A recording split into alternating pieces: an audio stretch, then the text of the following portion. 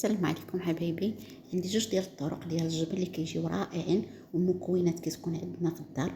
اجيو معايا نشوفوا جوج طرق ديال الجبن كيجيو رائعين. شاهدوا لا فيديو. السلام عليكم حبايبي. لوغ عندي بالنسبه للجبن ديالي عندي كارطون ديال اللبن على هاد الطريقه. كيكون عندي كنقبضو كنخشيه في الفريغو حتى كيجمد. من تيجمد تنخرجو تخليوه ليله كلها يبات كيجمد حتى كيتثلج بحال هكا. تنجبدوه من الفريغو تنقطعوا له داك الكرتون ديالو على هذا الشكل هذا بالسكين، وراه تيحيد بواحد السهوله ما تخافوش لان دغيا كيحيد منه داك القلب ديالو على هذا الشكل هذا. نحاولوا معاه. الا كان عندكم هذا اللبن ولا عندكم واحد اخر بحال اي نوع ديال اللبن راه كيجي معتبر. هانتوما تناخذوا واحد الشبكه وتحت منها واحد البانيو تنديرو في قلب داك الشبكه على هذا الشكل وتنخليه ليله كامله كيقطر على خاطرو على هذا الشكل هذا اللي كتشوفوا معايا. هانتوما الجبن بقى الفوق والماء كله تستل لتحت على هذه الطريقه هذا. هانتوما كتشوفوا. دابا غادي ناخذ المكونات باش غادي نقسم هاد جوج طرق ديال الجبن. اللي عندي زيت العود، عندي الملحه والزعتر، عندي الثومه بودر والثومه غبره، عندي الزيتون مطحون، وعندي واحد شويه ديال المعدنوس يابس. كندير داك الجبن في شي جبانه هكا وتنقسمو على جوج، حيت انا غادي بغيت نقسمو على جوج ديال الطرق.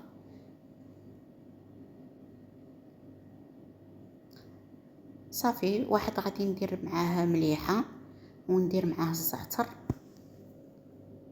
على هذا الشكل، وندير شويه ديال الثومه بودره وشويه ديال البصله بودره غبره، وندير قطيره ديال زيت العود على هذا الشكل.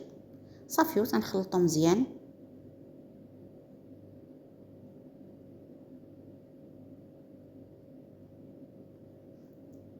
تنخلطو على هذا الشكل، والملحه على حسب الذوق ديروا الذوق الملحه على حسب الذوق ديالكم.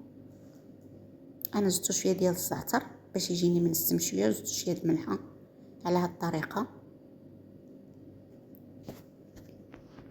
صافي وتنحطو مع جنيب وتنعاوتاني نسم الاخر. تندير شويه ديال الملحه، تندير عاوتاني شويه ديال الثومه غبره وشويه ديال البصله غبره، وكندير شويه ديال داك المعدنوس يابس، وتندير الزيتون كحل مطحون، داك الزيتون الاسود مطحون، وكندير شويه ديال زيت العود. تنخلط كلشي هكا بحال هذا الشكل. نتوما نسموا باش ما بغيتو، انا نسمتهم بهاد الطرق هادو، نتوما اللي كيعجبكم نسموا به. ديروا الثومه خضراء، ديروا اللي كتبغيوه ديروه. تنذوقوا شويه من الملحه وكنعاوتاني نزيدو على حسب الذوق ولا على حسب القياس. صافي الجبن ديالنا على هذا الشكل كيجي. كندير فوق منه شويه ديال زيت العود على هذا الشكل تيجي رائع. بغيتكم تجربوه وكيجي رائع وطريقه سهله. بعض المرات كيبقى عندنا اللبن ما كنلقاو ما نديرو به، هاد الطريقه هذه جبتها لكم باش ديروا بها الجبينه تفطروا بها وليداتكم.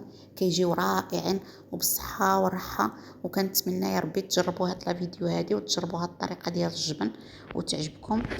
وخليو لي كومونتير كيفاش جاكم هاد الطريقه هذه ديال الجبن اللي درنا. شوفوا كدير شويه ديال زيت العود من الفوق بحال اللي قلت لكم. كيجي شوف هذاك بالزيتون المطحون لا كولور ديالو كتجي مبدله معلوم، ماشي بحال الاخر. كيجي رائع ولا اروع. وغير جربوه راكم ما غتندموش عليه. والصحه والراحه، ونتلاقاو في فيديو جاي.